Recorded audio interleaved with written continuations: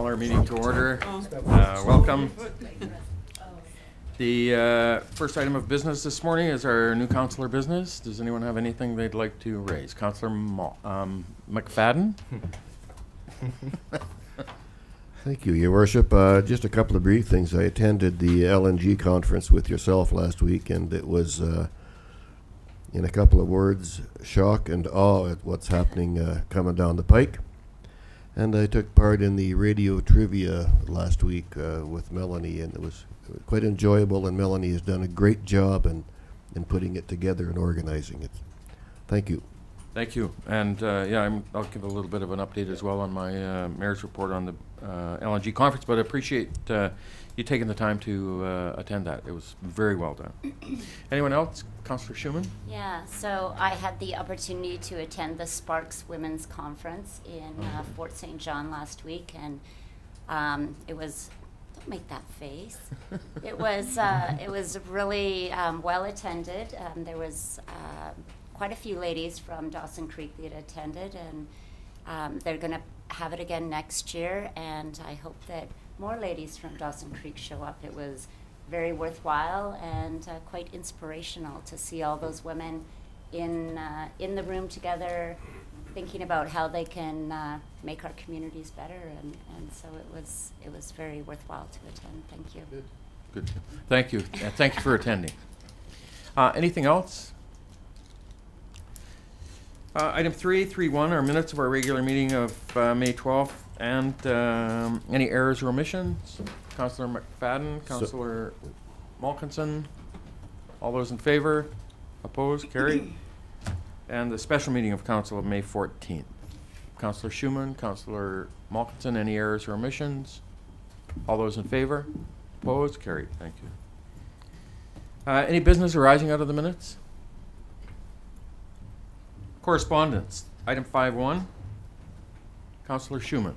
I'll just move this for information. Thank you. Councillor Malkinson, discussion? For the benefit of the media, it's a request for attendance at a charity golf tournament, the Stars Charity Golf Tournament in High Prairie, I believe. All those in favor? Opposed? It's carried. Thank you. Item 5.2. Councillor Malkinson. Your Worship, I couldn't determine any differences from last year's request, but if it is in line with last year's request, I'd certainly move that we support all of the asks that are involved in the Summer Cruisers letter. Thank you. Seconded. Councillor Kenny.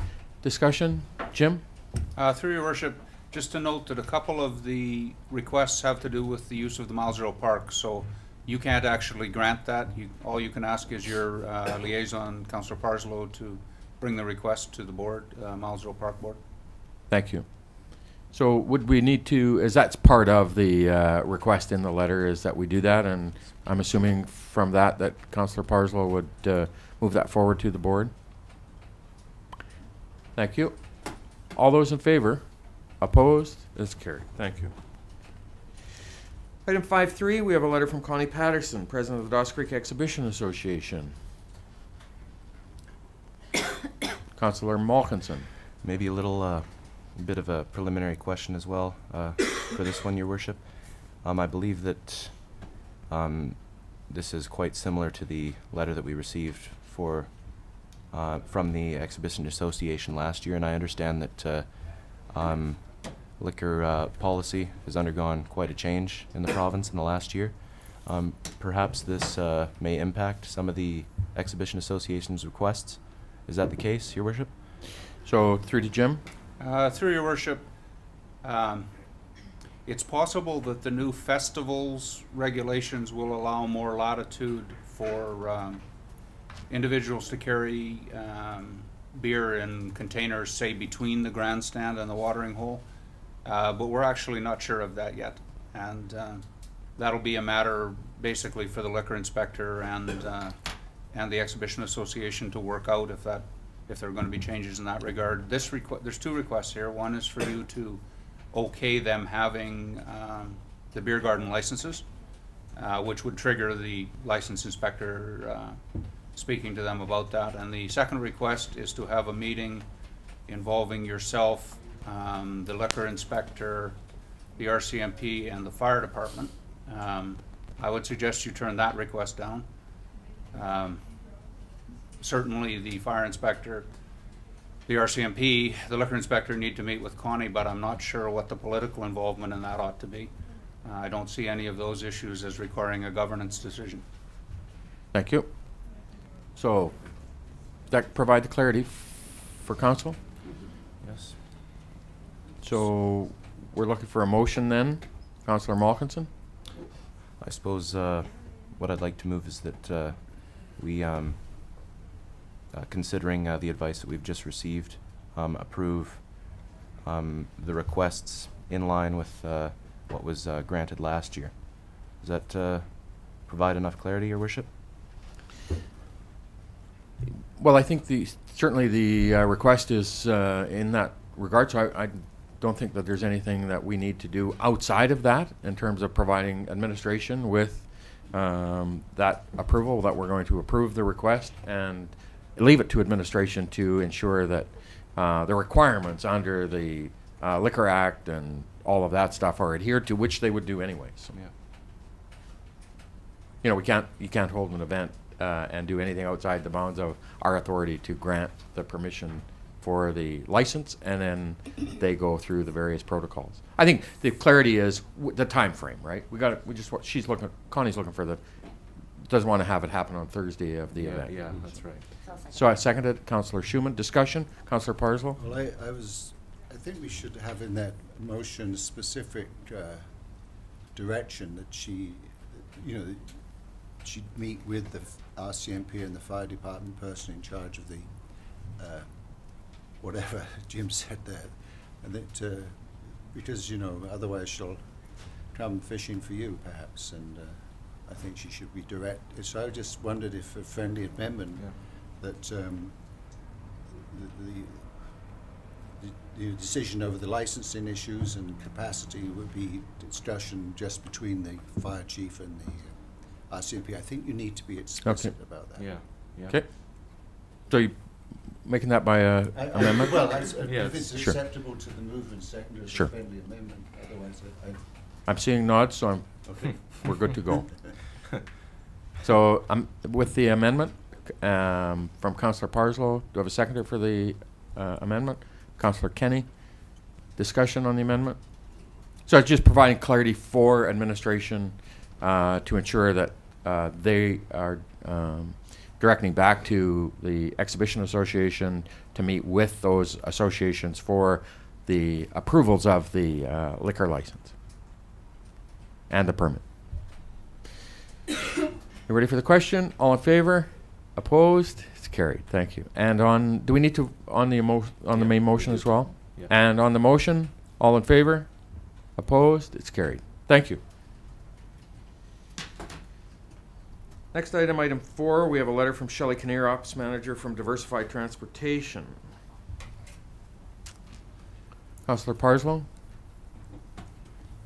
I'm just wondering if staff could comment on this because my memory in discussion with our CAO when we reviewed the agenda, I think we were both thinking about the same situation that occurred around the Legacy building, where it became like a very unsafe situation because all these vehicles, and I just wondered if any discussions happened since we reviewed the agenda on this possible issue, Jim, about parking and stuff, or any clarification. Through your worship. Did we have any conversation? 17th and 19th? Yes. Yeah, through your worship, there's no off-street parking available there, other than forestry.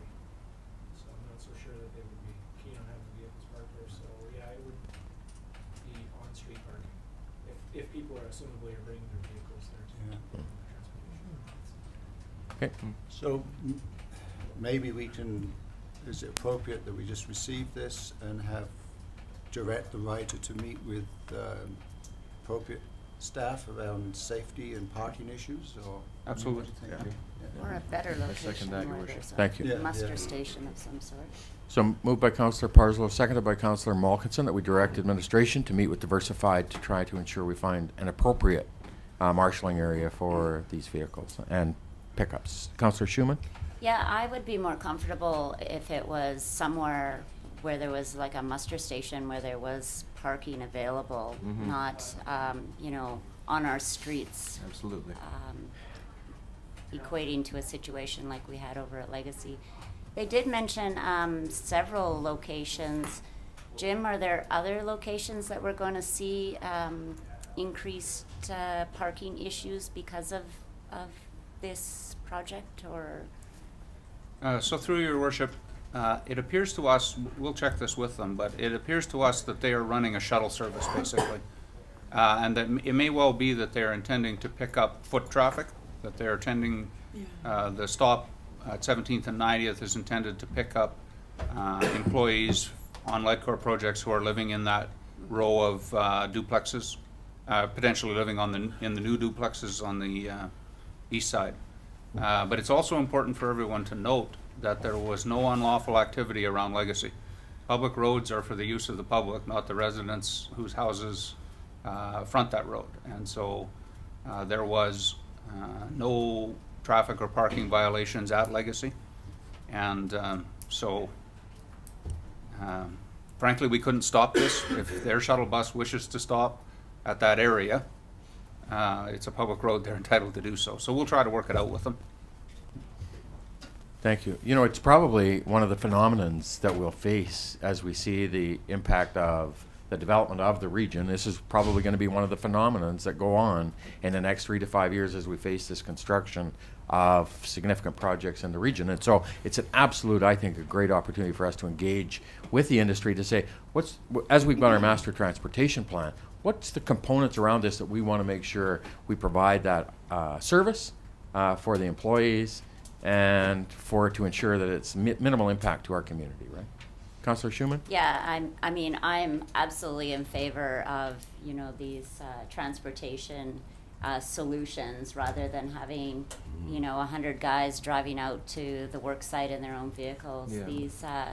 These transportation solutions, the buses and such, are definitely a plus, and I completely support that.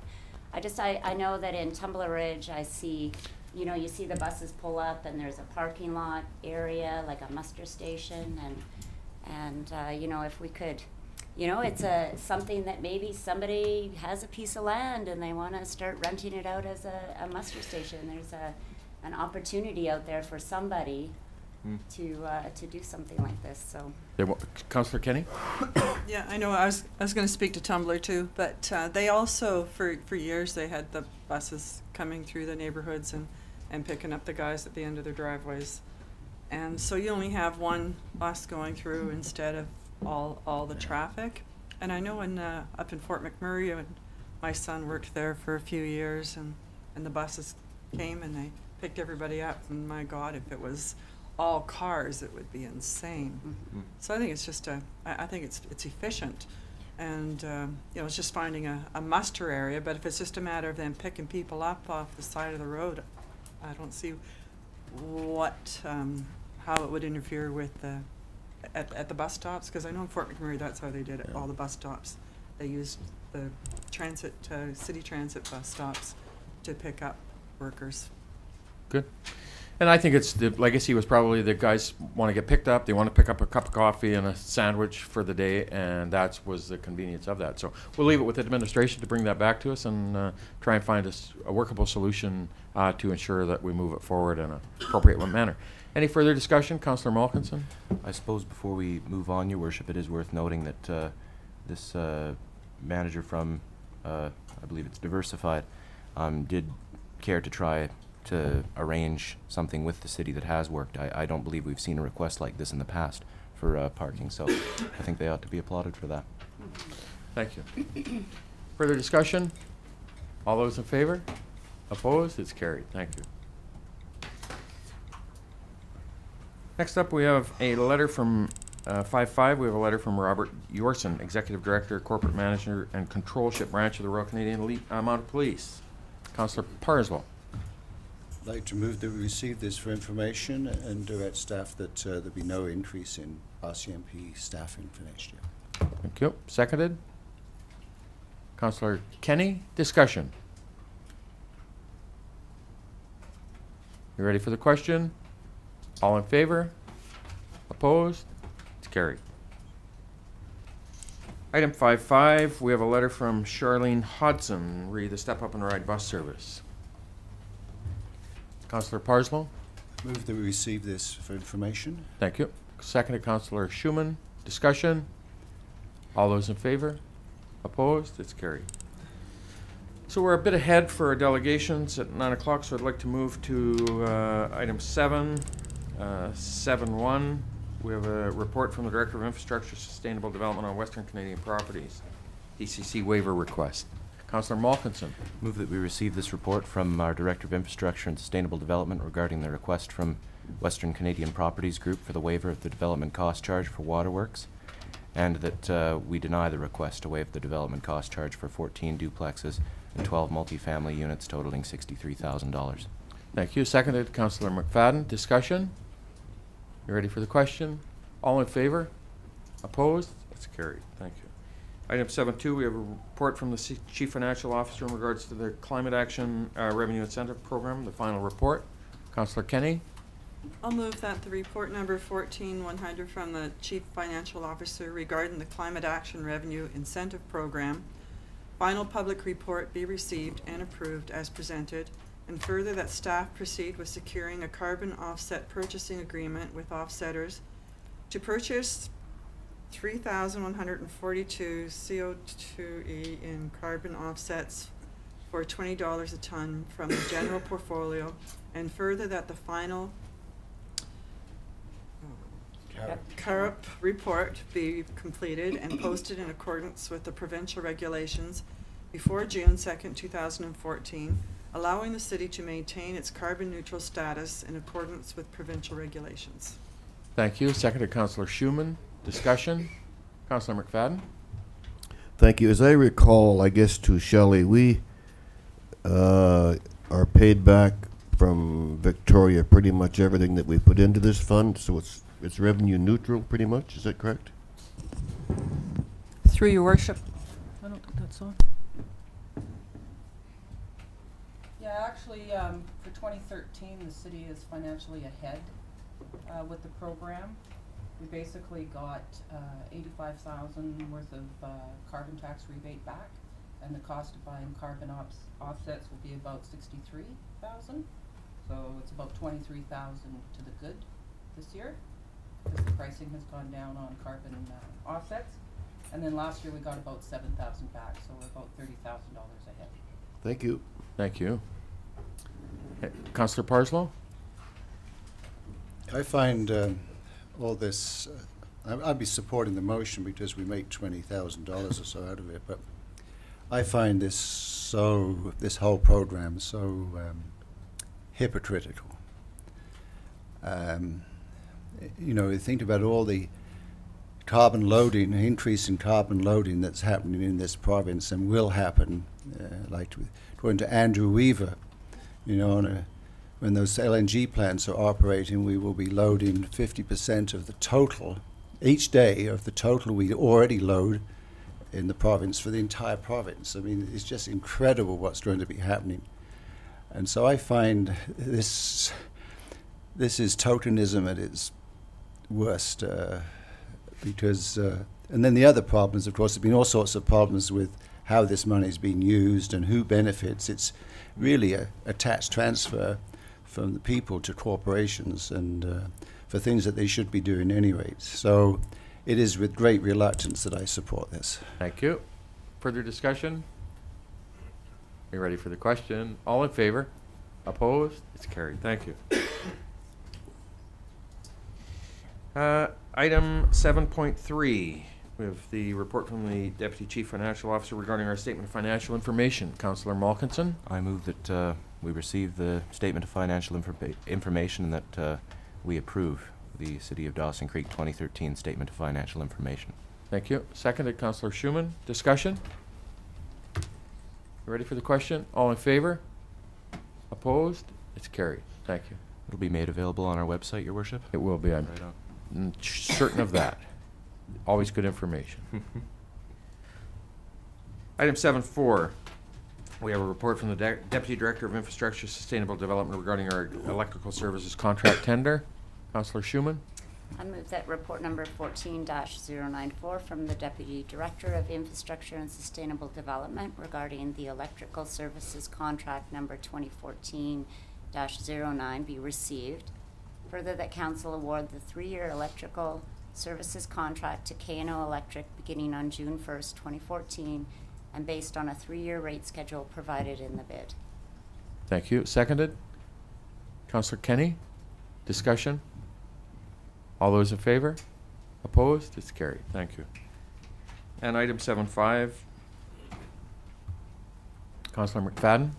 I would move that report number 14-096 from the Deputy Director of Infrastructure and Sustainable Development regarding Water and Environmental Department Electrical and Instrumentation Services Contract number 2014-11 be received, and further that Council award the 3-year Water and Environmental Department Electrical and Instrumentation Services Contract to Edge Electric and Controls beginning on January the 1st, 2014, and based on the 3-year rate schedule provided in the bid. Thank you. Seconded, Councillor Malkinson. Discussion? Just for clarification, January 1st, 2014? June 1st. June 1st, 2014? Thank you. Any further discussion? All those in favor? Opposed? It's carried. Thank you. So we're still in. Yeah. Councillor Parslow, did you have something? No, I was just saying, let's move on. Anxious anticipation? Yes. You always got to be ahead of the game, you know, if you can. So we're going to go to bylaws. Bylaw 8.1, temporary borrowing bylaw. Councillor Parslow. If I may, I'd like to move that report number 14-102 from the Chief Financial Officer re temporary borrowing bylaw number 4200-2014 be received. Further, temporary borrowing bylaw number 4200-2014 authorizing the borrowing of $8 million for construction of the sewer trunk line project be given first 3 readings. Thank you. Seconded, Councillor Schumann. Discussion?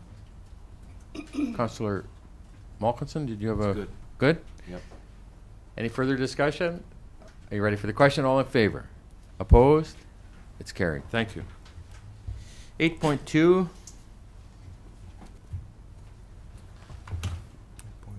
Zoning amendment bylaw. Oh, yes. Councillor Malkinson. I move that we receive this report from the Director of Infrastructure and Sustainable Development regarding the zoning amendment bylaw number 4219, and further that the zoning amendment bylaw number 4219, 2014, to rezone the property located at 9601 19th Street from C6 Commercial Fuel Sales Zone to C4 Commercial Service Zone be given first and second readings, and further that staff be directed to publish the required notice for a formal public hearing. Thank you. Seconded, Councillor Kenny. Discussion? Councillor McFadden.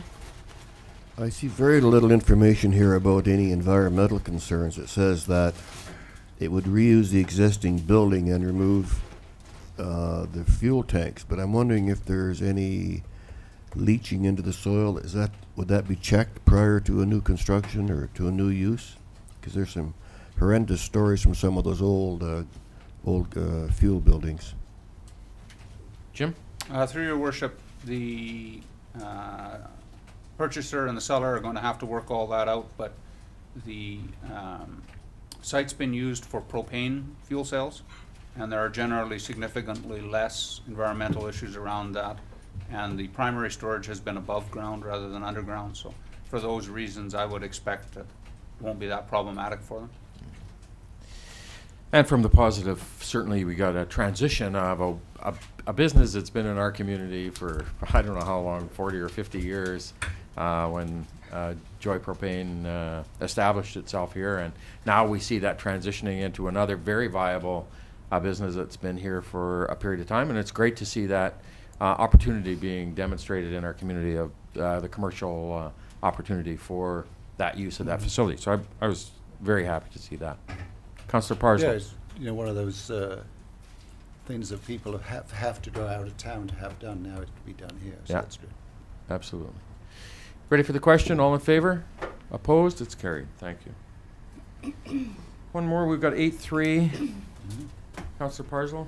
I'd like to move that report number 14-095 from the Director of Infrastructure and Sustainable Development, rezoning amendment bylaw number 4220-2014 be received. Further, zoning amendment bylaw number 4220-2014, proposing to rezone the properties located at 505 and 601 116th Avenue from C2 Commercial General Zone to C4 Commercial Service Zone, be given first and second readings, and further that staff be directed to publish the required notice for a formal public hearing. Thank you. Seconded. Councillor Malkinson. Discussion. Councillor Schumann. So, through your worship to staff, can you give us an example of the different different uses that would perhaps be available in that area that aren't available now? Like, how much is it gonna change? I'll kick that over to Kevin, Your Worship. Yeah, through your worship. The current zone C2 is more professional offices, what you would see in the downtown core, dentist office, things like that. My understanding is the proponent wants to move to C4, which will allow service shops, such as what's similar on the neighboring street on 7th Street, which would be like MCO, those type of businesses, so a little more of the service orientated. Thank you. Thank you. Further discussion? This goes back over 93 to 96, when this property, and I absolutely was on council in the time when John Deere property was sitting empty as a huge commercial development sitting vacant. All the 8th Street property from 8th and 116th, where Walmart currently sits, empty. The biggest issue we had in that time in the city was our land bank. We had so much property undeveloped, and we couldn't get it developed, couldn't get people interested in it. And so there, over the period of the years, you see what's taken place in the transition of our community to where it is today, where this huge opportunity is existing as a result of people now having the opportunity to develop properties and seeing that. And when I saw this today in the agenda, I kind of smiled, because I thought back to that over 20 years ago when we were struggling and sold these properties for really a small amount in relation to what it is today. But that's the investors taking the opportunity to invest in our community and buy the property up, and so it's good, right? You see that happening in our community. Thank you. Any further discussion? All those in favor? Opposed? It's carried. Thank you. So we're going to go back onto now our delegations at 9 o'clock. Our first delegation this morning, Carrie Clark, in attendance, read a proclamation for the Day of the Honeybee, sponsored by our good friend, Mr. McFadden. No, I'm teasing. He was stepping up to the plate last week. So I'm going to do the... I have the proclamation. Good morning.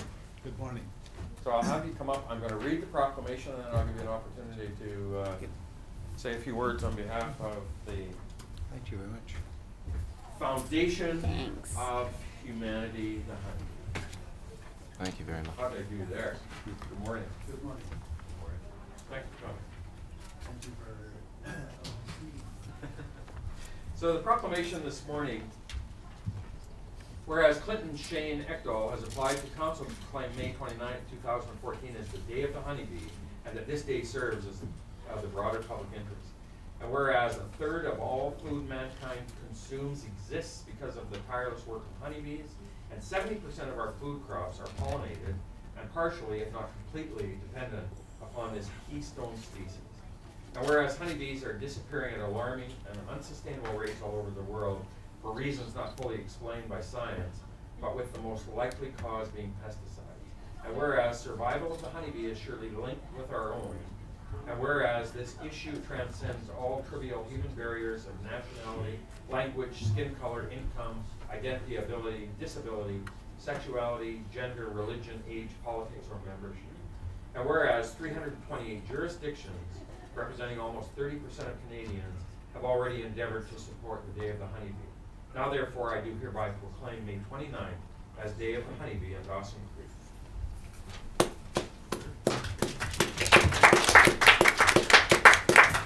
Thank you very much. Thank you very much.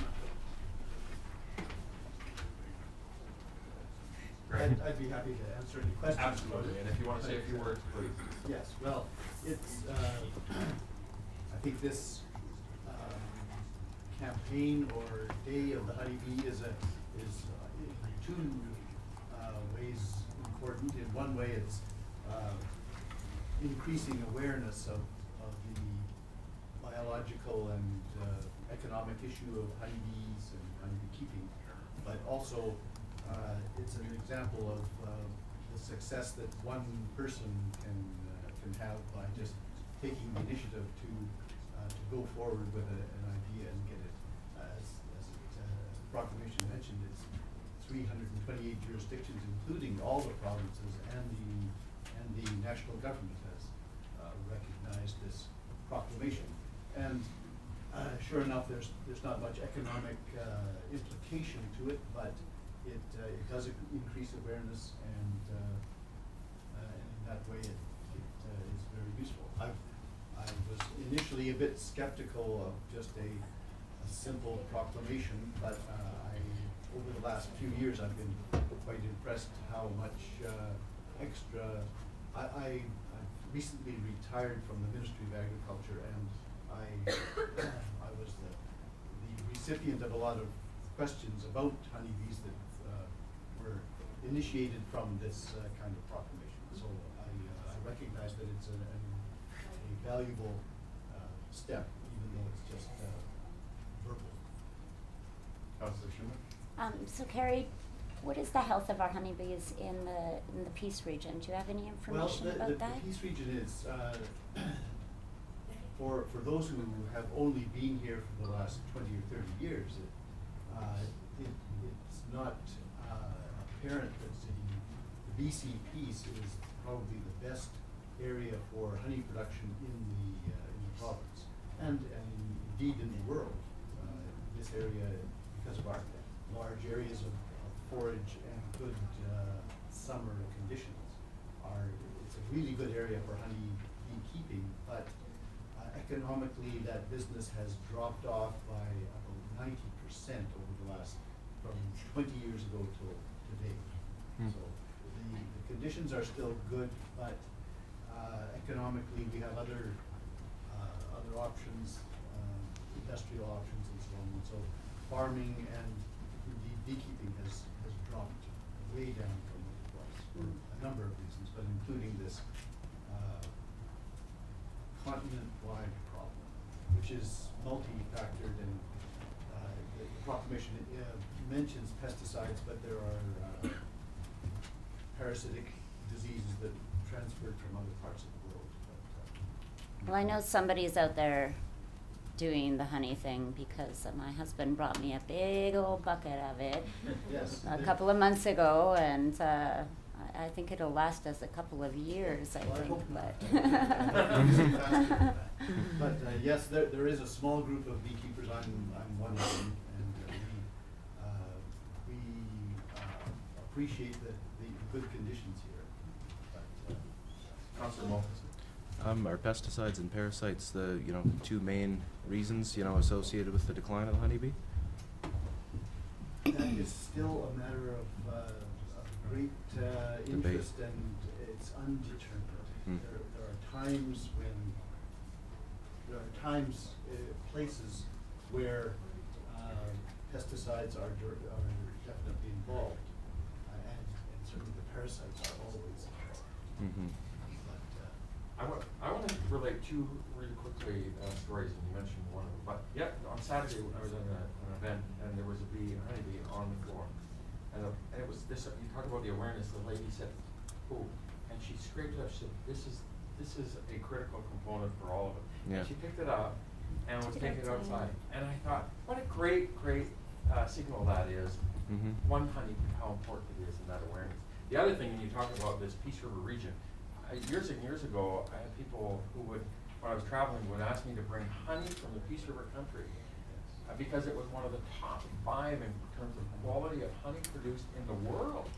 It was known as the top 5, and I lived here all my life, was not aware of that. So to me, I think it's just terrific that this event's taking place, and we really appreciate you coming in today. Thank you very much. And Thank happy you. retirement.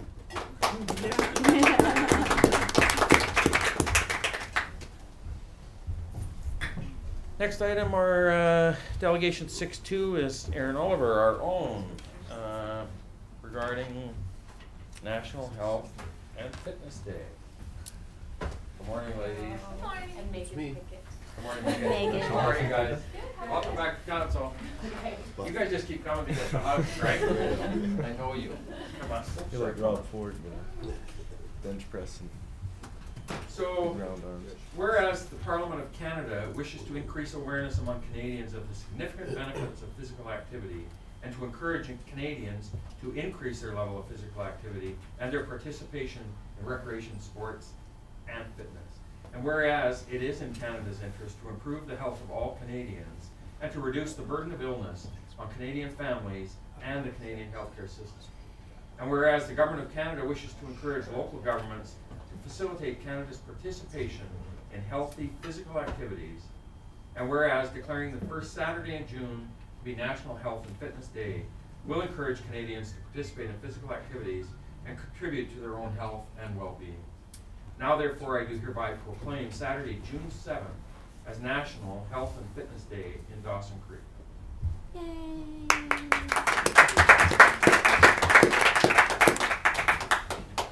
There you go, ladies. Thank you. So you want to say a few words?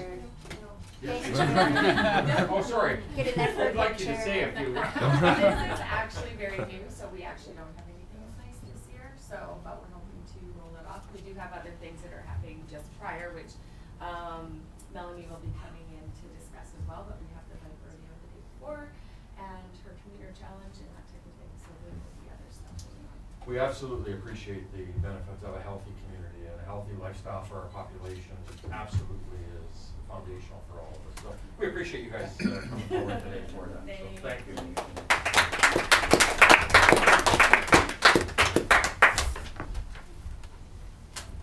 And next up is our Greasy Chains Bike Club. Cycling to work and school week. Here it is. Good morning. Is that for the mayor? Nice bike. You'd have to be this tall to ride. Oh, that's great. I wouldn't even be able to get my leg over it. So, whereas cycling is recognized as one of the most beneficial forms of exercise and an environmentally responsible means of transportation, and whereas the City of Dawson Creek recognizes the benefits of an active, healthy lifestyle for its citizens, and whereas the City of Dawson Creek recognizes the vital importance of taking action to reduce our harmful impact on the environment, and whereas the City of Dawson Creek encourages all its citizens to take part in the enjoyment and benefits of cycling, now therefore I do hereby proclaim the week of May 26th to June 1st as Cycling to Work and School Week in Dawson Creek.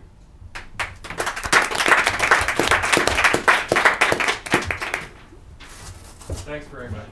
There's one. You guys want to say a few words, honestly? Go ahead. So what I would like to talk about is the bike rodeo that we're doing, or sorry, bike rodeo, happening on June 6th. It's our second annual. Last year we had a really good turnout, and this year we're hoping for another well turnout. It's going to be at the Memorial Arena. It's for ages 3 to 12, and it's free, so we're encouraging kids to come on out. Perfect. Anything further? Councilor Schumann? So something I wanted to make note of on the bottom of this poster, it says, "Watch for new bike lanes in 2014." Oh my goodness. And it absolutely is, one of the pieces for us in terms of our master transportation plan was encouraging and looking at the future of our community, not only for vehicle traffic, but bike traffic, pedestrian traffic, the runners. It's a part of how we plan for the future of our community, and cycling is absolutely one of them. So that's a good point. Thank you for doing that. Sorry, can I have a picture, group picture Sure. here? So you guys can move over that way a little bit. Hold your sign. Ladies, hold your sign. Not in front of your face. In front of the mic, maybe. Nice try. Perfect. Okay. You want me to get that one over here? Sorry, Dawn? I'm in right here. Go ahead.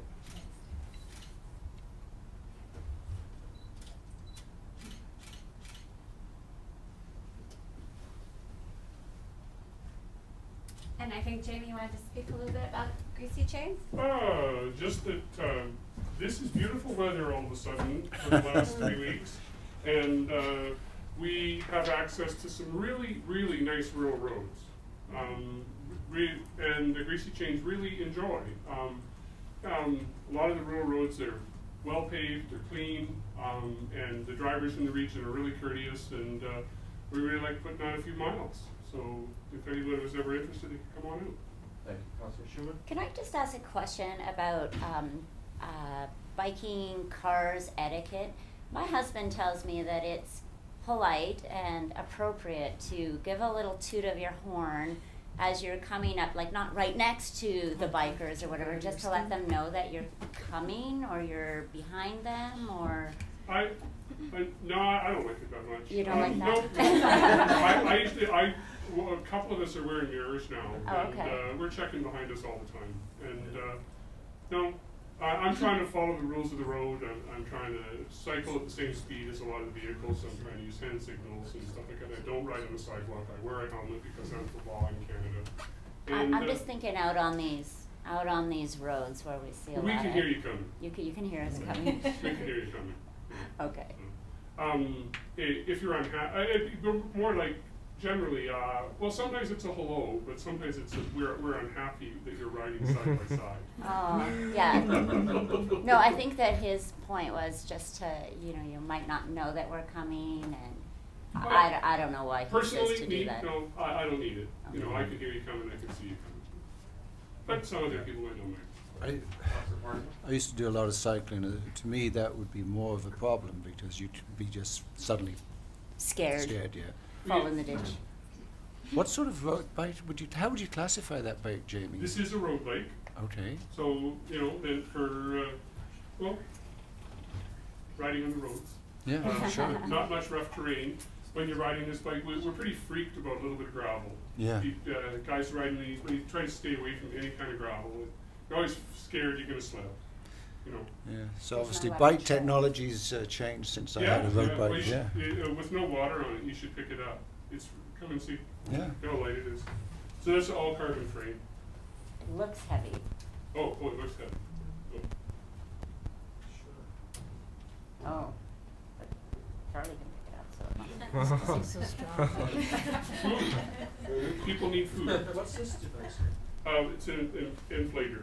So there's a tire ends, and there's a tube and tire ends under there, and that's CO2 cartridges and stuff to blow it up with. So the mirror you wear is on your helmet? Yeah. I had one on the helmet for quite a while, and it bounced a lot. And we got one from MEC. Richard and I both, Bouvier and I both have one. It goes on the glasses. It's really nice. It's really adjustable, and it doesn't bounce very much. It's really pretty nice. Mm-hmm. Cool. Thanks so much.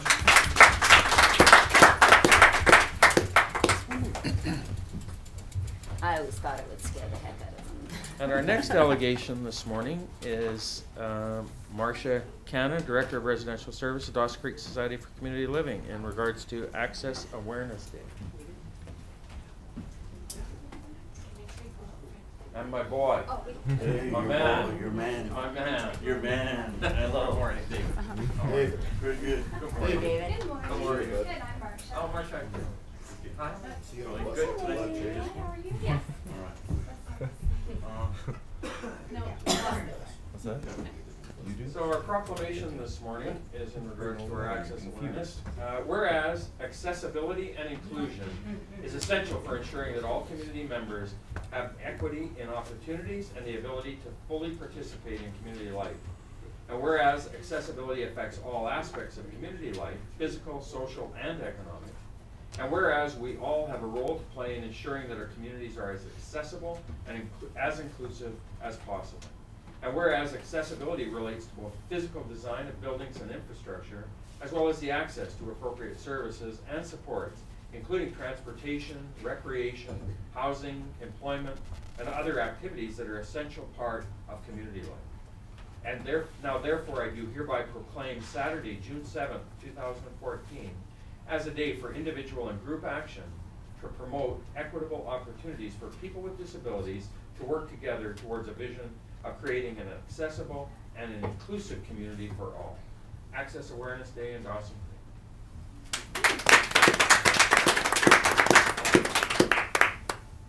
So there you go. Thank you so much for coming in this morning. Squeeze in, squeeze in.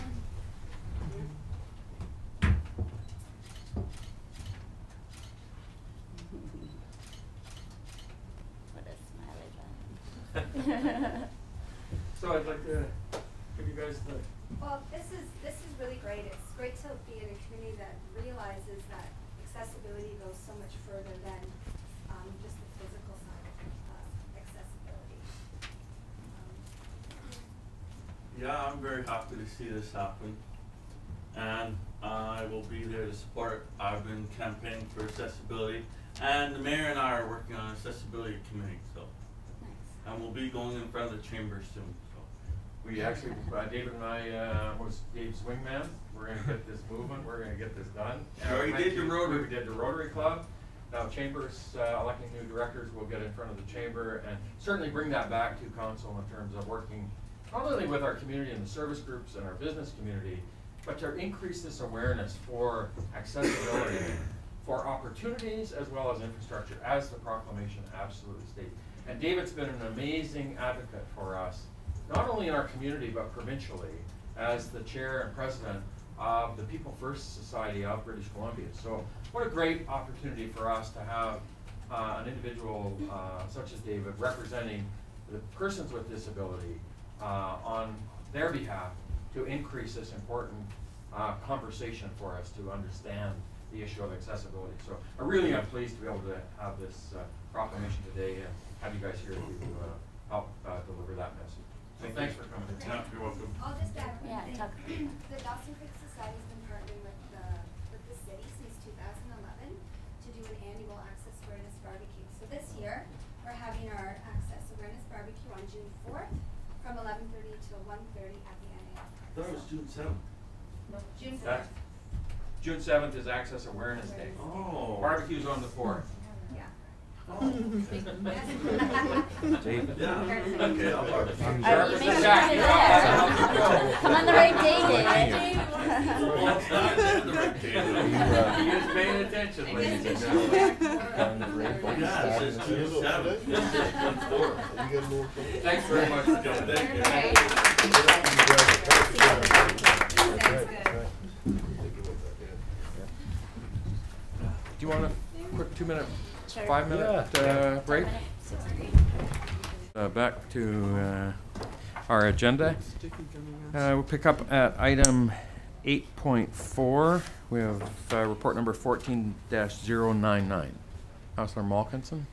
I move that we receive this report from the Director of Infrastructure and Sustainable Development regarding this zoning amendment bylaw, and that zoning amendment bylaw number 4211/2014 to rezone the property located at 1325 Alaska Avenue from C3 Commercial Highway Zone to C4 Commercial Service Zone be refused, as the proposal is not in keeping with the vision of the Highway Commercial Corridor. Thank you. Seconded, Councillor Parslow. Discussion? Councillor Parslow? No? Any discussion? You ready for the question? All in favor? Opposed? It's carried. Thank you. Item 8.5, report number 14-101. Councillor Malkinson. Your Worship, I had some difficulty I'm trying to realize the recommendation as it's presented. I suppose I would like to I would like to see the space continue as is, that it continue to be zoned. Oh, it's zoned C2. I'd like to see it continue to be zoned for single-family use only. That's my inclination. I'm not prepared to move a motion unless somebody else shares my opinion. Okay. Councillor Schumann? I'd move the report number 14-101 from the Director of Infrastructure and Sustainable Development regarding zoning amendment 1410, bylaw number 4222, 2014 be received. Further, that zoning amendment 1410, bylaw number 4222, 2014 that proposes to rezone the property located at 1529 102nd Avenue from C2 Commercial General Zone to RS2 Residential Single and Duplex Zone. Be given first and second reading, and further that staff be directed to publish the required notice for a formal public hearing. Thank you. Seconded, Councillor Parslow. Discussion? Well, if I Yep. may, Councillor I mean, Parslow. all these things, you know, there's a public hearing and there's opportunity for further dialogue. I think the location of this is appropriate for the amendment, and is a residential area, and I don't see wrong. It's in keeping with densification and so on, so I support it. Thank you. Further discussion? Ready for the question? All in favor?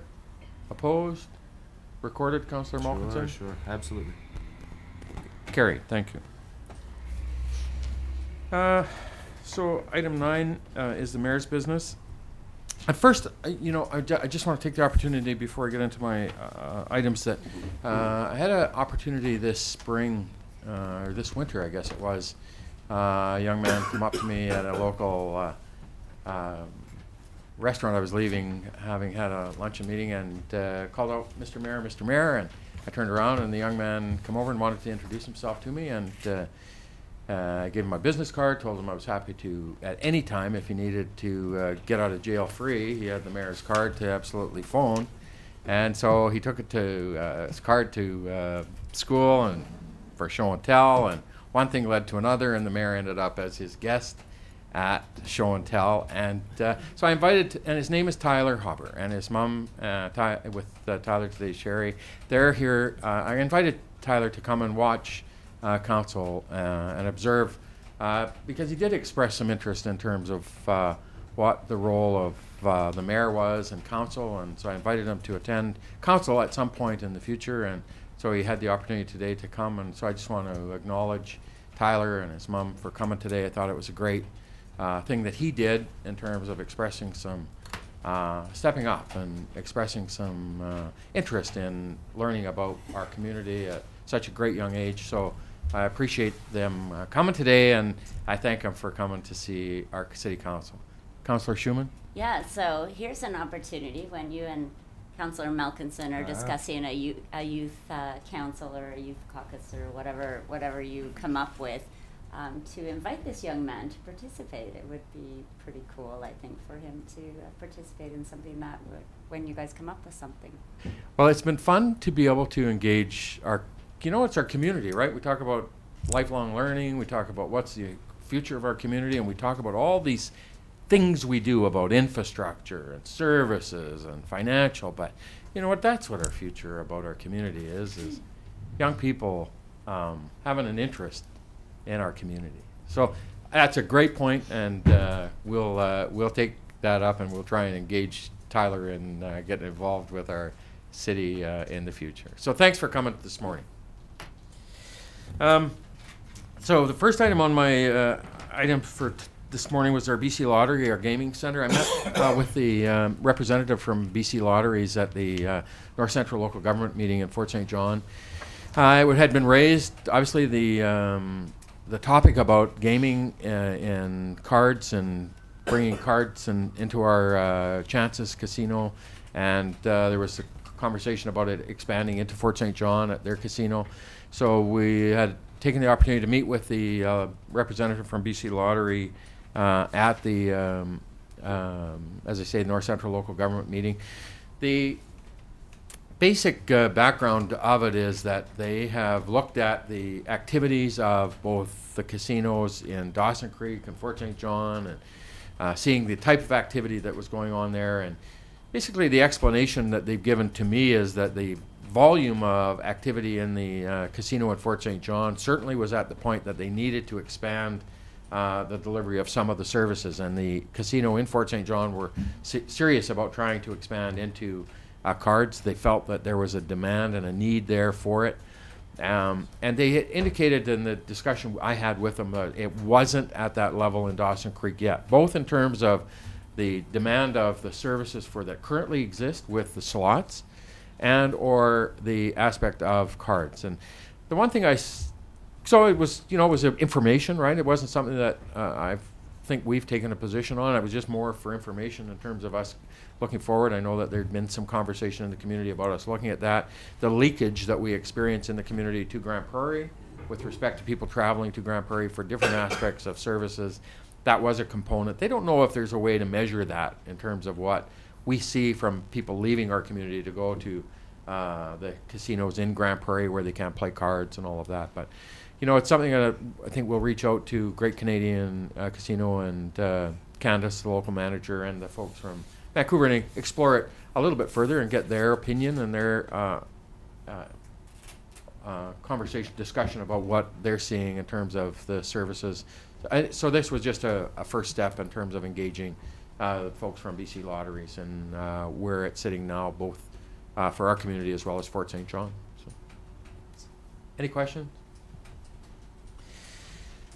As Councillor McFadden mentioned, he and I attended the LNG conference last week in Vancouver. It was a conference that's organized by the province of British Columbia through the Ministry of Natural Gas. I'm not sure how many delegates they anticipated attending, but they had to finally close down the registration at, I think, 1,500 delegates. It was international in its flavor. Representatives from all over the world at this conference, and certainly any interactions that I had with folks there, it was evident that that was the case. LNG, the liquefied natural gas, is really getting the attention across the province, across the north, and internationally about the liquefaction of natural gas. And I say it on that basis because people say, and I had people ask me at the trade show, are you going to have any LNG plants in the Northeast? And so it's that lack of understanding that people have widespread about what the LNG process, the liquefaction of natural gas, and that whole upstream, midstream, downstream component means in terms of the development of the natural gas resource in our region, the transportation or the midstream, pipelining it, the processing and pipelining it to the West Coast where it's liquefied and then shipped out to international customers. But it was evident in this conference that this is a highly public and has a huge profile across the world in northeastern British Columbia in terms of the Montney gas field, the Horn, the Liard, the potential opportunities that are existing in northeast BC for companies, and what's going to transpire in the future with respect to the liquefaction of it and the building of those plants. I'm going to give you a statistic that I've heard a number of times from industry.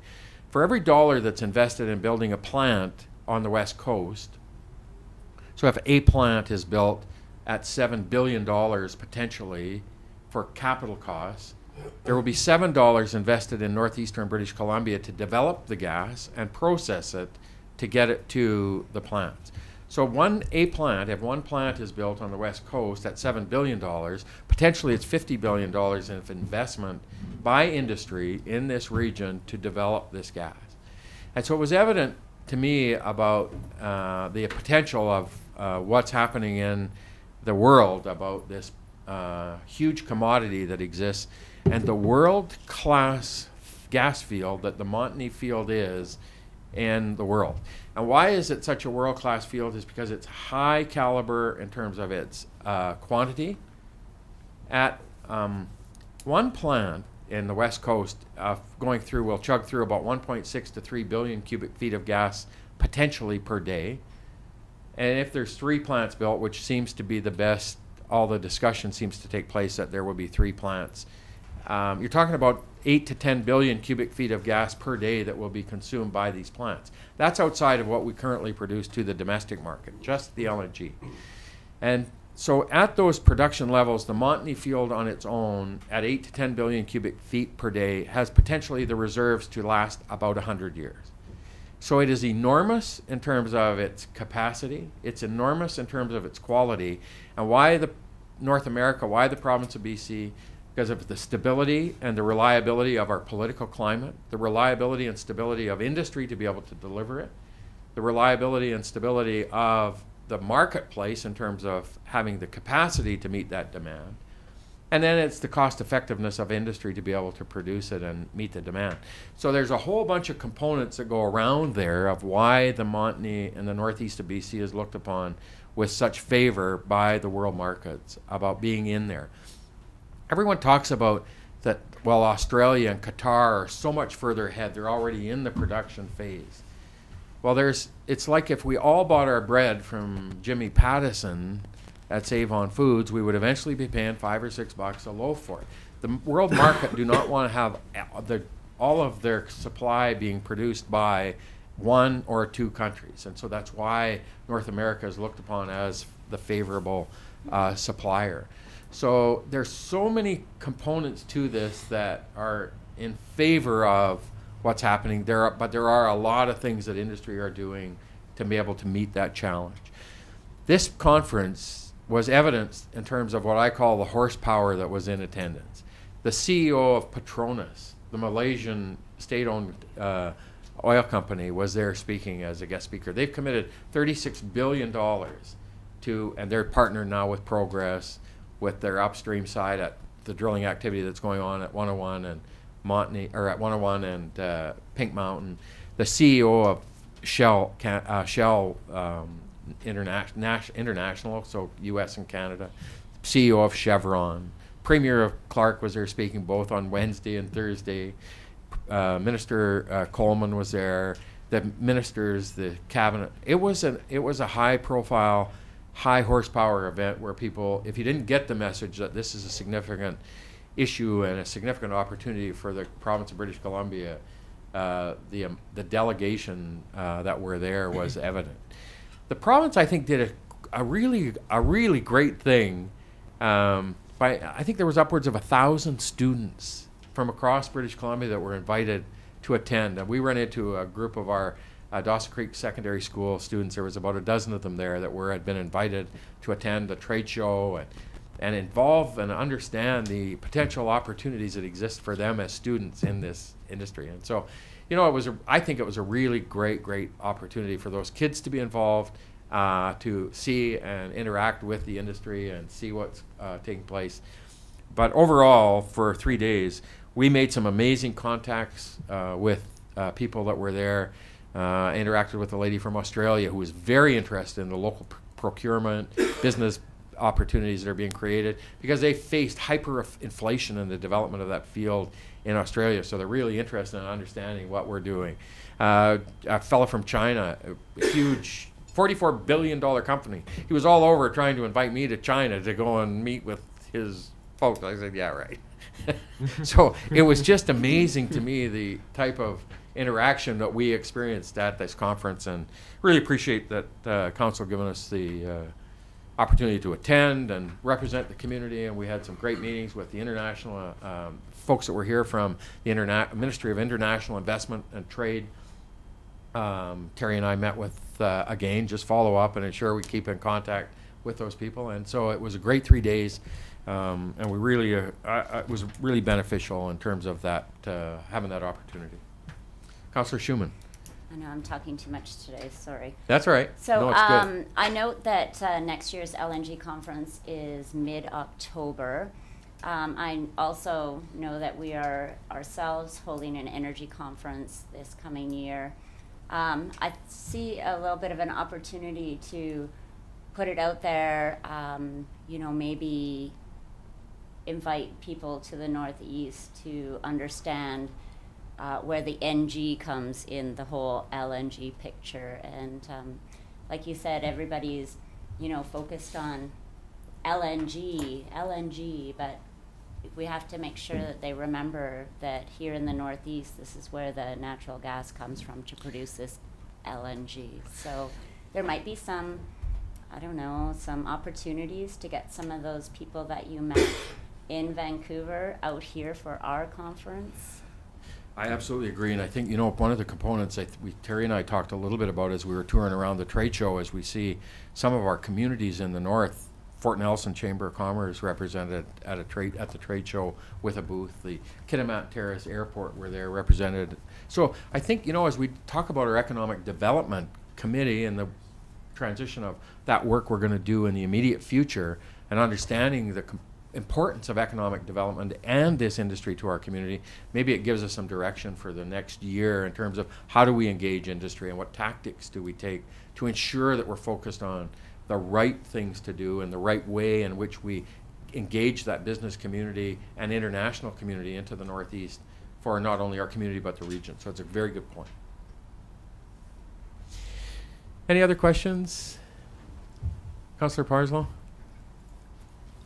Have any contracts actually been signed yet? I know there's been lots of preliminary posturing, but has anything actually... I always remember the comments made by Apache when we were in Vancouver that, you know, until the contracts are actually signed for the, you know, they're basically out on a limb with the development work. But so any updates on that? Yeah, I think the issue to me is the one big indicator that you can look to in terms of that regard is one company who's involved from start to LNG, to the production of LNG, the liquefaction process on the West Coast, to an end user is Petronas and the Malaysian state-owned company, because they're tied with Progress Energy. They've got 25 to 30 rigs going to be working in 101 and Pink Mountain to get their production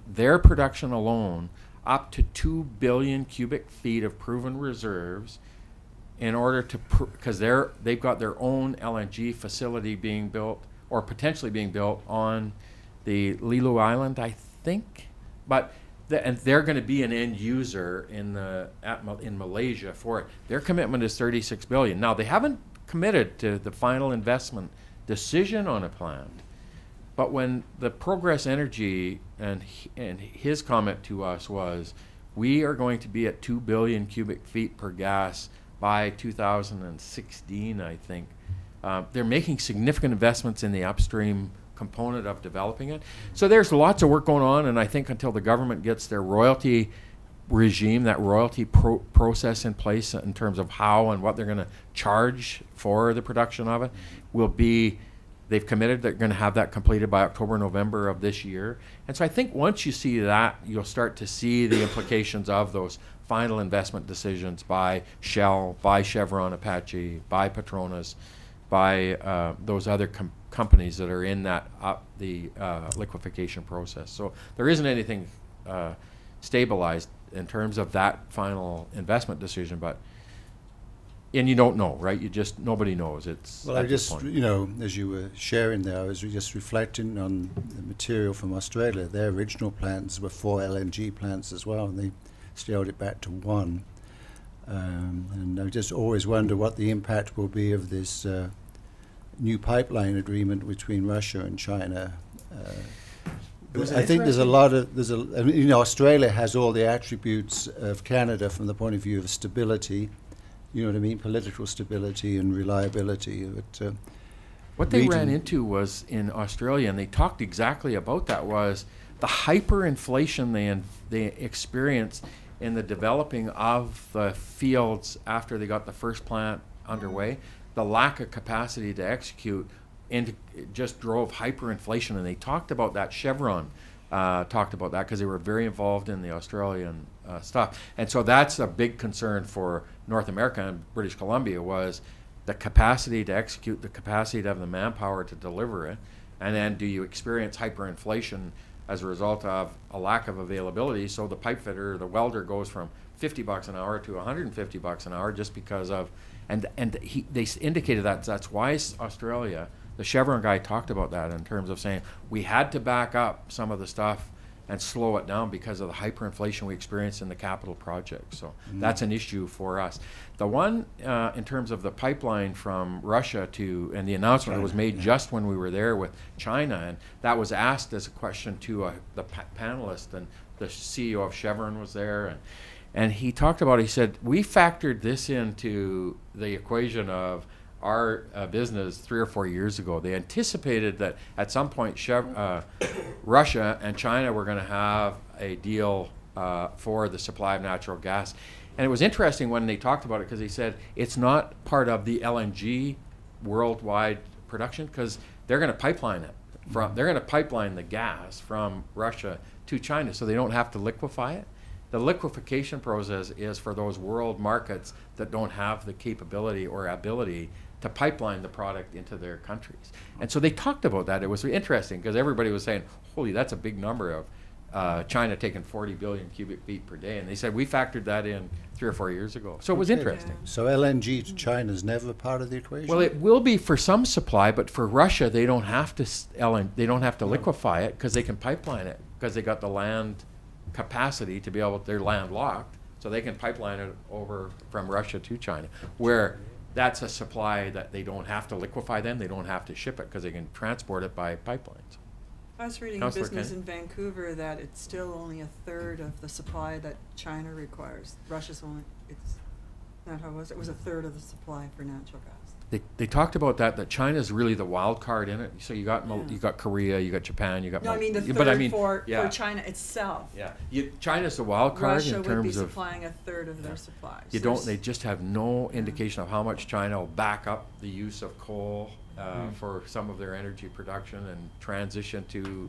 It's just an unknown, but it's a big unknown if they do. Yeah, well, they have the large. Doesn't China have the largest shale gas reserves in the world? So, Absolutely. Yeah.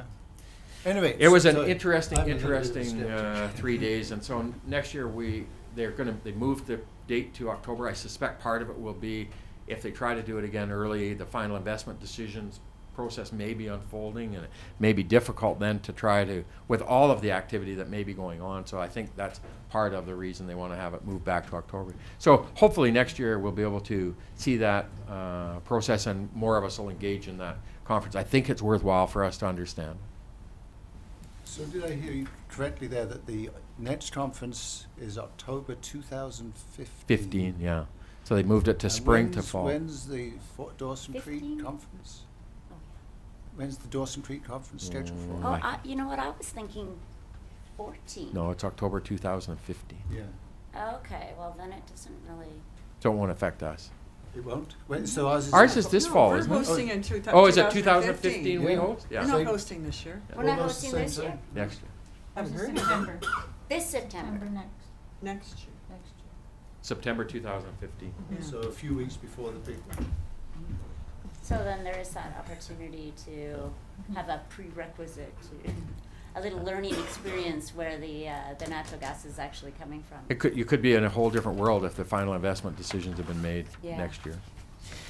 My next item, I just wanted to briefly, Council, at our last meeting, we dealt with the funding request from Step Up and Ride, and I put a post on my social media page that I think there's an opportunity. I want to try and engage the community in terms of trying to do some fundraising, and I'm doing that from a personal perspective, not representing council or the mayor, but I've had some really good positive feedback, and so I just wanted to update council that I was doing that, and why I was doing it is because I think there's some value there for our community in terms of what they do, how they do it, and so now that I'm back from this, I'm going to try and get some folks together. I had a ton of feedback from people really interested in getting involved, and to me we need to try to, there's so many components to this that are meet the need of that real fabric of our community. In terms of there, we had an accessibility proclamation today. So I'm going to just move that forward. I'll keep you guys posted on it. If anybody's got some interest, I'll post when I'm meeting with local folks to try to move that forward.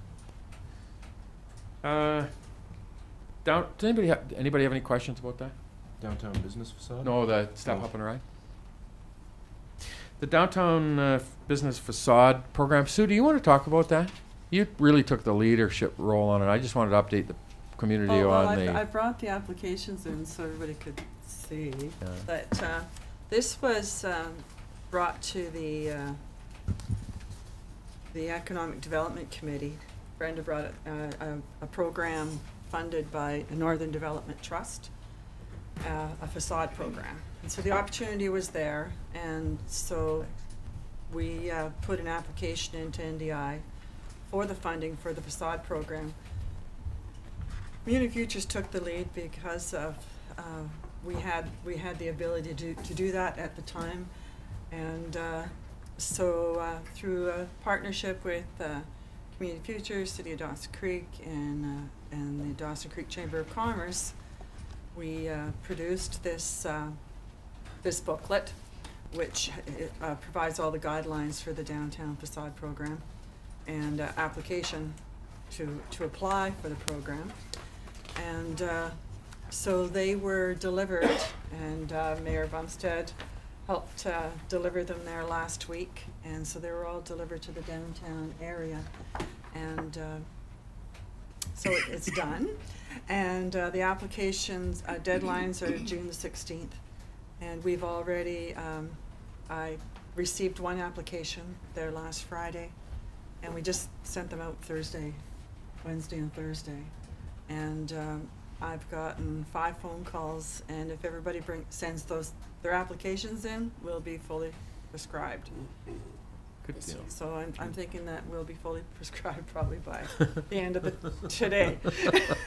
So it was really, really well received, and the inquiries that I had from the downtown, the work that those business owners want to do will really make a difference on how things look downtown. So thank you for doing that, because it was, and to the committee, the Economic Development Committee, for taking the lead, and through Northern Development Initiative Trust. I delivered the north side of 102nd Avenue to all the businesses, and they was very, very positive in terms of the response. Not one single business owner or property owner and or tenant were not really keen about the idea of trying to take advantage of it to improve the facade or their business. So it was very positive, and so I appreciate you guys taking the lead on it. Councillor Schumann? So this isn't just a one-year deal though, right? Like, No. It'll happen this year, and then businesses that were interested that didn't make it in this year, they have opportunities next year? That's right, yeah, like, you know, as far as we've been, as far as NDI has indicated, it's an annual funding. So it's $20,000, so it's not a lot of money, but it has a big impact. And the businesses are eligible up to, if they're on a corner lot, then, or on a corner where their business is facing 2 street sides, they're eligible for $5,000. They have to spend $10,000 in order to be eligible for that $5,000. And then if you're a single frontage, then you're eligible for a $2,500 grant. So you would have to spend $5,000 in order to be eligible for the $2,500 grant. But if you were only spending $1,000, then you'd be matched $500. It'd be 50%. So yeah, so it is annual. So if you miss out this year, then you can wait until next year. Great job. And I just want to add one final piece, because on Saturday, we had a event that was organized by Julie, Angela, Lindsay, Brenda, and Councillor Schumann, and family and friends come out, and they organized a car wash in the parking lot for the Relay for Life, raise some money for the Relay for Life team. And the mayor was out there shaking what his mama give him, trying to get traffic, and these guys raised $700 in 3 or 4 hours for the Relay for Life. And I just want to express how much fun it was to be involved, and what a great initiative by our staff to get out and raise some money. So good job, you guys. Item 10, diary. Calvin Crook Center for the Arts. Nothing on this meeting, Your Worship. Thank you. Consent calendar. Councillor McFadden, Malkinson, discussion. All in favor? Opposed? Carried. Strategic priorities chart. Nothing new on the chart, Your Worship. Question and answer period. No one has signed up. Committee of the Whole, now we have a report from the staff sergeant. Unfortunately, they're not going to be able to be with us this morning, so we'll just have a motion to receive their report. Councillor Kenny, Councillor Parslow. Any questions? All in favor? Opposed? Carried. Thank you. Item 14.2, we have a report from the fire chief. Good morning, chief. Reports are too boring. Bad sign when you clear out the room. Good morning, everyone. So you have the report in there. It was an average month. It wasn't a lot of calls, but that's a good thing in our business. A couple of things to note in the news and notes. Again, our firefighters attended the trade fair and passed out the message of fire safety for everybody out there. So that's good. We had, I think we had about 8 firefighters that showed up during the weekend. And then on the 28th of April, firefighters hosted the annual day of mourning. They helped set up, they helped take down, they helped clean up, they helped eat. So they enjoyed that. They thoroughly enjoy seeing everybody at the fire station. So thanks to those guys that helped out for that. Perfect. Any questions for the chief? Yeah, it's great. You know, the guys go out there and they're not only are they there doing their thing that they're training and specified for, but all those other community things that just go sometimes unnoticed. So we really appreciate the fact they step up and help out. And this weekend they're hosting SPCA garage sale. So they're in the process of setting that up. Good deal. Perfect. Councillor Parslow? The thing that stood out for me, Shorty, was the amount of money raised for the firefighters' burn unit, the firefighters' burn fund. Is that normal? Is that 36,000? Is that? Yeah, it's usually right around that 30,000, 35,000 mark. It goes up and down. It's I think the 5th a year they've had it, so it's considerable. That's pretty good. Yeah. Good deal. Councillor Schumann? I was just going to comment the same thing. Congratulations. Thanks for that. Councillor Malkinson? I suppose, good morning, Shorty. I suppose I'll just ask about some of the field fires that we had going on earlier this month. What was the situation that I heard whispers about of the fire north of town? There was some sort of communication, somebody didn't inform yourselves of the fire taking place or something like that? Caused an emergency response? Oh, we get that quite often, especially in the rural area where they don't hear, they didn't know that there was a fire ban on. So we get that. I mean, we haven't had any fires that's gotten away. We've attended a few and put them out before they got away. Yeah. But it's like, for instance, this weekend we had one grass fire. It was all. So it's not gotten out of hand, so to speak. It's just a matter of getting that message out to everybody. Perfect. Perfect. Any further questions? Chief, thanks very much. 14.3, we have a report from the Director of Corporate Administration. Good morning. Good morning. One thing I want to mention about the Calvin Kirk Center for the Arts. It's nearing completion, so we are planning the grand opening, and that is scheduled for September 5th. So we're working with Terry Hannon at KPAC in organizing that event.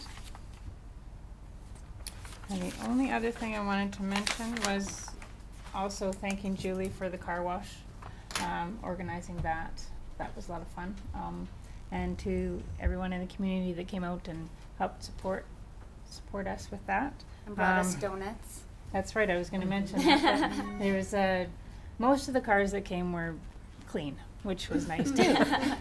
So it didn't take much to earn our money that way, but one truck came back with a couple of boxes of donuts, so that was appreciated.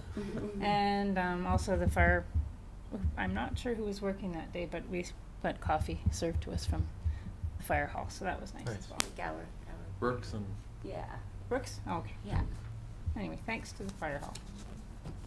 Thank That's you. all I have. Councillor Schumann? I have a question. I notice on the top of all of the reports, there's a cute little logo that identifies us as a carbon neutral BC Climate Action Community since 2012. Is that something we could put on our letterhead or our things that go out of City Hall? Could that logo be Yeah, the motion at the time was made to just attach it to our electronic documentation.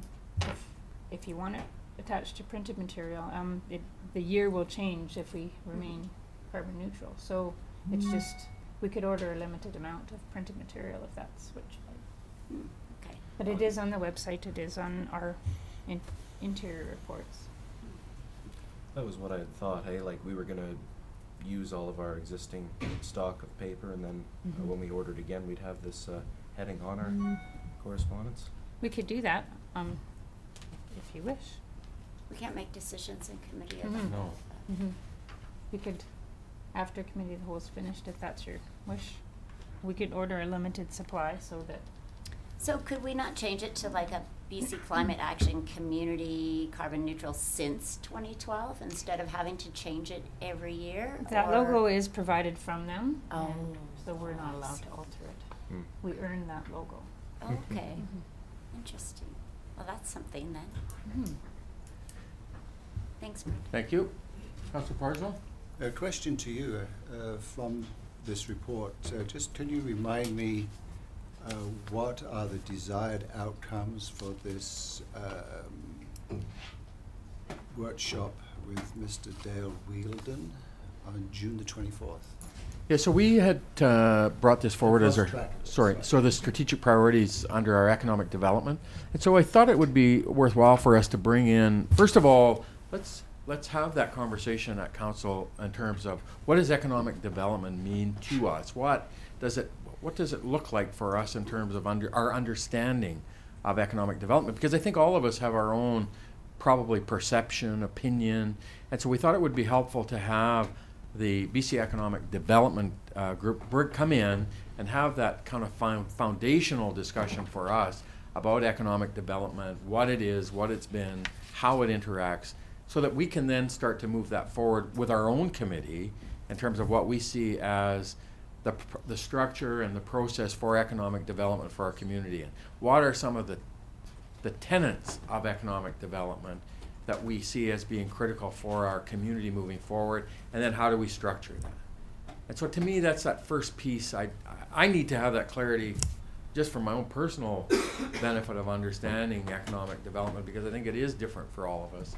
And so we thought it would be helpful to bring in the BC Economic Development Committee to be able to help have that conversation with council.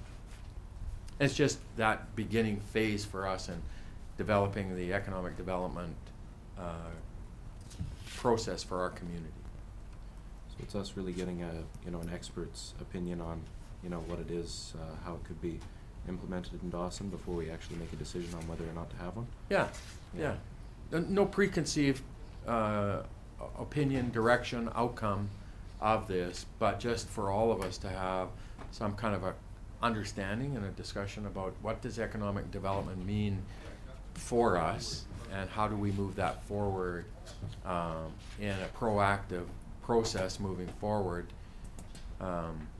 Because from my own perspective, I will say one thing, having it at the office of the mayor, to me is, I feel awkward about it, because I don't see my role as economic development. I see it as about relationships, see the component around what people look to in the position of mayor as being a leadership role for the community, but I think we need to have a structure in place to guide the economic development for our community.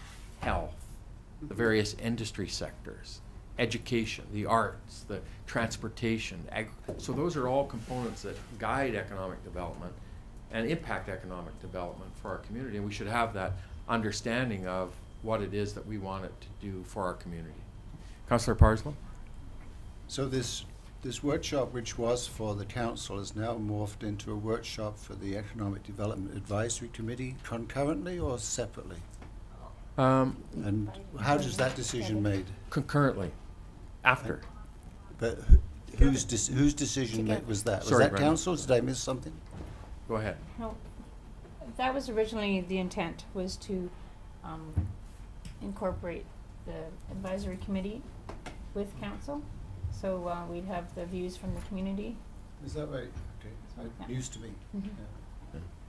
I'm happy with that. They've been involved in it from our community for a number of years, And so to me, I think we need to engage at some point, some understanding of what we've done, what we're doing, where we're going, that conversation.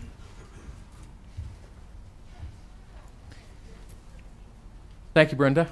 You're welcome. Report 14.4 is Chief Financial Officer. Thank you, Your Worship.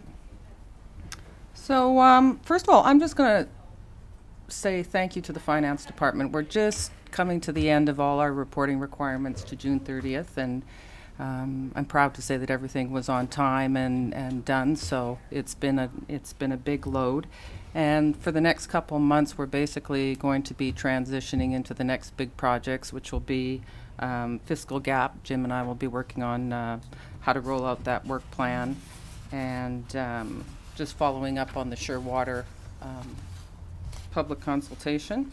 And then also over that 3-month period, we'll be looking at our operational strategies to get the work plans together so that we can move those forward before September and the next cycle begin again. So yeah, it's been great. Does anybody have any questions on anything? Councillor Schumann? Councillor I Schumann? just want to say, reading through your report, it's super obvious that you guys are just so busy down there. And I had a gentleman a couple weeks ago say to me how he thinks that there's way too many people down there on that floor in that department. And you know, of course I defended you and said, you know, obviously you just have no idea the amount of work that our finance department has to take on and what they're responsible for. And reading through your report, or Janet's report here, I'm going to take it and share it with him, I think. That'd be a great idea. Yeah. That'd be a great idea. Thank you. Thank you. Councillor Kenny? And I want to congratulate you on the tax notices there. I filed my homeowner's grant like right away, and it was great not having to make a trip. Yeah, that's awesome. And it Yeah. is, it's just looking for ways to benefit the customer.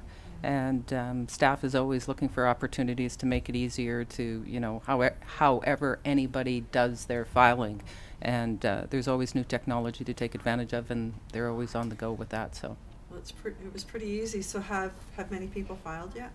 we basically next week we start reporting off how many we have come in.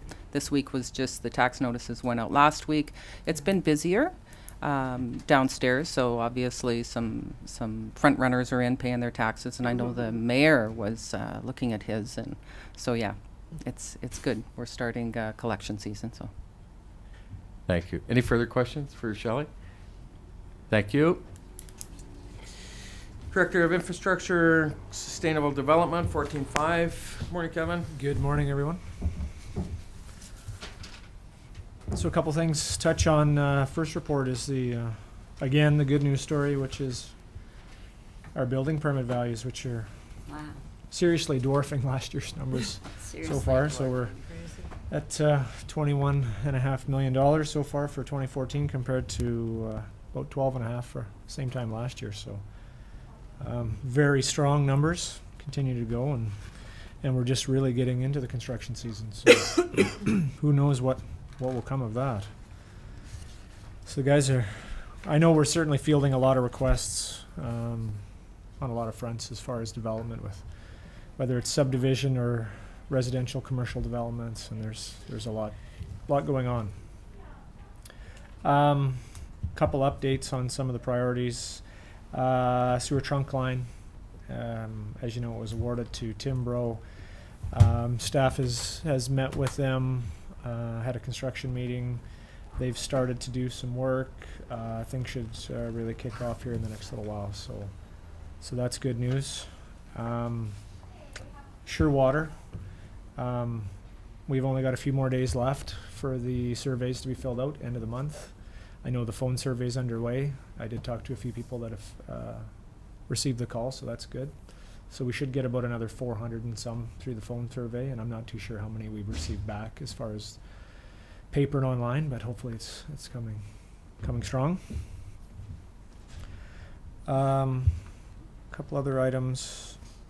Loran Reservoir, we'll be filling that with water and doing some final testing on that. The completion should be here mid to late June. And then we've got the Loran booster, which will be starting. That'll be tying into that reservoir, and also a water line that'll be starting up in that area. So again, very busy. Another project that is just going out to tender is the drainage improvements out at the airport, which is kind of coincides with the tree removal that we had last fall. So we'll be going in there and kind of enhancing that drainage that runs along the fairgrounds, and hopefully, if we get into some drainage, high drainage flows like we did last year during the fall fair, it won't create any havoc. So that we've got targeted to be done mid July, so it shouldn't interfere with anything with the exhibition.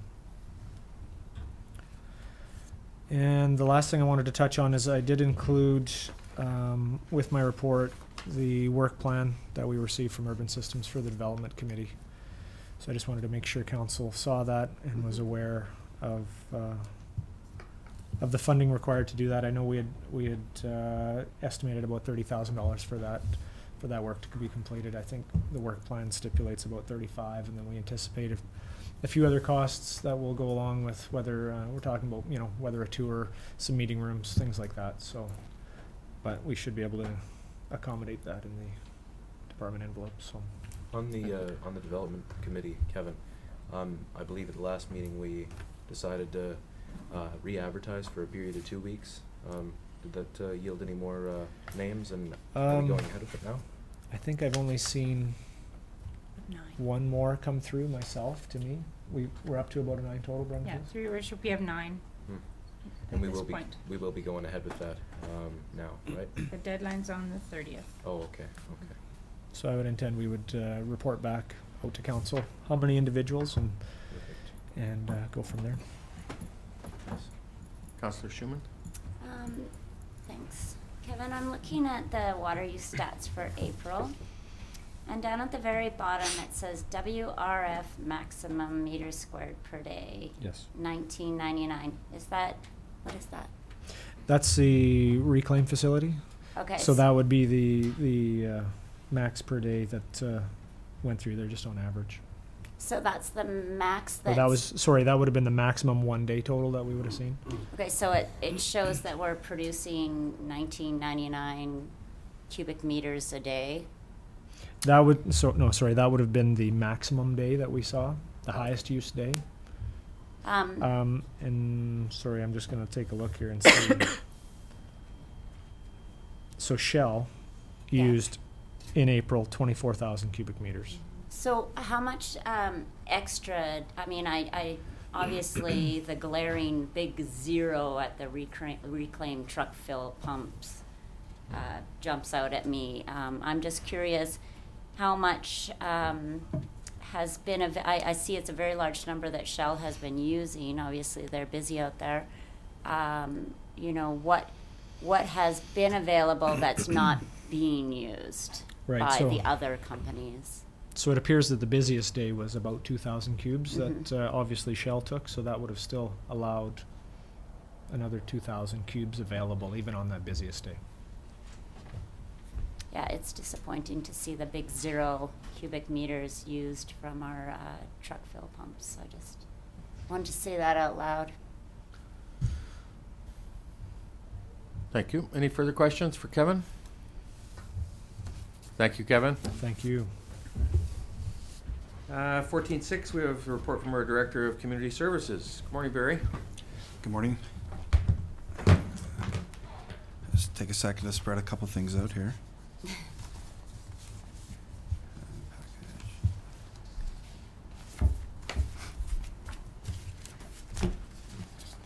There were a couple topics I wanted to report out on our department's operational strategies when I come back. But first of all, a lot of information packed into the month of May. Sorry if I wasn't around council business, but I'm sure Councillor Wilbur would appreciate the one last plug around the community cleanup. And what a great job staff, council, and our community volunteers did. But more so, please, acknowledge within the list of numerous companies and and volunteers and the Rotary that do such a fabulous job in making and supporting this event. So if councillors get a chance to come across any of those groups, please pass on our support. And it was another tremendous successful day in the community to see that many groups and the ability to hit all of our city routes. Saying that though, garbage continues to be a challenge, and we will continue to plug away in pockets, and strategically a bit we're looking at reallocating Lloyd from some downtown areas to maybe some pocket areas. So if you hear of anyone in the community that, within our city boundaries, that there's pockets that build up, and there's areas that catch the bags and the litter quite easy, and they become very visible within the community. So just passing that on and to Councillor Wilbur and the crew that did a fabulous job highlighting that within. Again, there were a number of key things happening in the department. If you want to come back to that, I don't want to share too much time with that. I want to get into a couple of other items. Council had asked Shantae and the tourism group to figure out a spot for our upcoming bike, the Texas 4000 for Cancer charity ride coming through in July, and working within, we'll use O'Brien's School. Seems to be the best option. Gives them lots of space. It's dry, washrooms, showers, and we'll work that through. So that was asked for council information back that would be finalized. So that one's done. And on the topic of wellness and within the community and some stuff, one of the key factors has always been, and working with the union, has been wellness within. And the Cancer Society, through Megan Klitsch out of Fort St. John, was through last week, and I know Megan's working with Brenda on some of the smoke work. They've got a great program. It's called Wellness Fits, and she met with Aaron and I and our rec department, and it's a free program. Why this is quite intriguing to me is that part of our challenge at times is collecting data and really trying to truly understand what wellness means in regards to what it can do for our staff. One of the key factors and we'll meet with Megan, because I think this is a direct link to our safety committees and our key work we do, is that they're offering us up two surveys that are completely free that I chatted with Jim very briefly, and I'd like to get some council support from to move forward. One is it's an organizational capacity survey that easily can be done by management internally, but the one that's the most intriguing is an employee wellness interest survey. And it covers a wide variety of questions that we really need to get a base again of the data where our thoughts are, where some of our wellness thoughts are, and to get a feel for that, to bring back to council a report that would allow us to work in concert with the union, with management and council to make this a better place to work and an employer of choice. So if I could get that sort of support from council, I believe Megan will be up in end of June working with us, and we can bring some additional information back as we move forward with that. Okay, those were the internal ones. I wanted to spend a little bit of time this morning talking about priorities. There's been a lot of work done within the department, and the one that I will highlight and provide copies for the records as well, or information for council. Report being brought forward on the Ken Bork Aquatic Center, the planning sessions that have been taking place that started with an overview.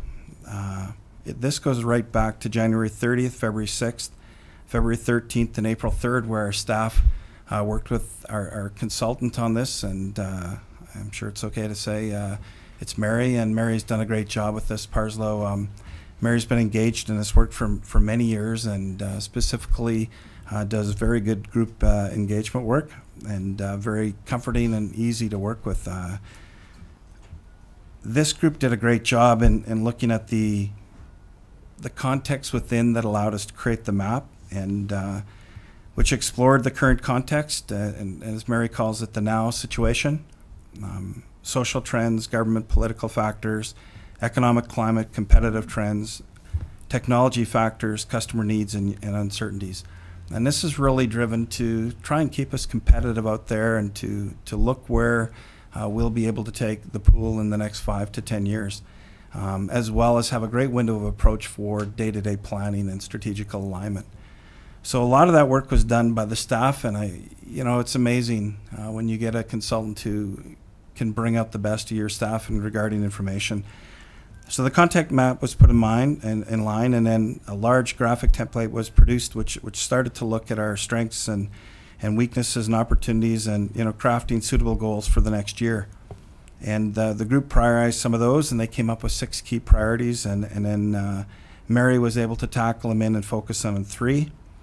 And those were, the 3 key ones were to establish and implement a year-long series of special events targeted to specific groups and support the development of community.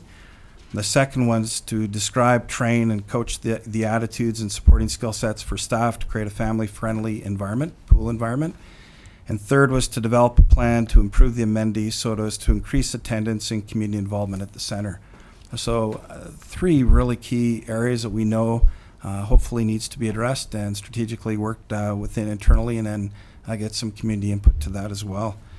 The package then, Duncan, myself, Shantae met with Mary and have worked hard to align then the city visions and goals and policies, which was critical, that we weren't going somewhere off of what the direction should be from council, aligning that up, and also looking at the guiding principles that we have. And came up with some very good work, and then Duncan and I went out and met with the group, which then created deciding victory and what victory would look like through that process. I'm very impressed with where we're at. You know, the inclusion certainly around our community services policy and the funding fees for service and what limitations we have and how we could, you know, generate some of those ideas. And May 8th marked the first working group with all of the group and the small working committees that have been established. I'm working very closely now with Mary to work on the second group. But I will provide to council what victory looks like.